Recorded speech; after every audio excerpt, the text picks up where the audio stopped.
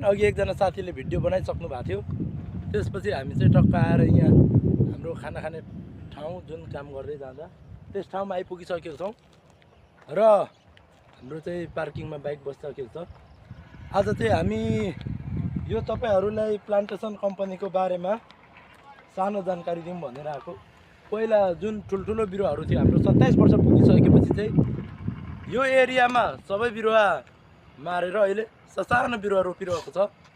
त्यही भएर म पनि 8-9 महिनापछिको अन्तरालपछि यहाँ तपाईहरू माझ उपस्थित भएको छु। यो चाहिँ हेर्नुस्, हाम्रो ससानो बिरुवाहरू रोपिरहेछन्।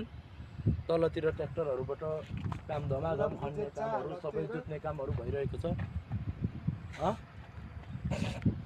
र साथीहरू यो अहिलेको हाम्रो चाहिँ यहाँदेखि माथि भएर आज फेरि मौसम पनि अलिक धुम्म छ, पानी पर्ला जस्तो मौसमले साथ नदिएला जस्तो छ। र माथि जुन बिरुवाहरू अहिले देख्दै हुनुहुन्छ तिनीहरू बिरुवा पनि अब यो रोपिसके पश्चात चाहिँ फेरि ढालेर अर्को बिरुवा हाल्ने हाम्रो भएको छ। र म अर्को पार्ट 2 मा तपाईहरूलाई फेरि हिँड्दै गरेको देखाउने छु।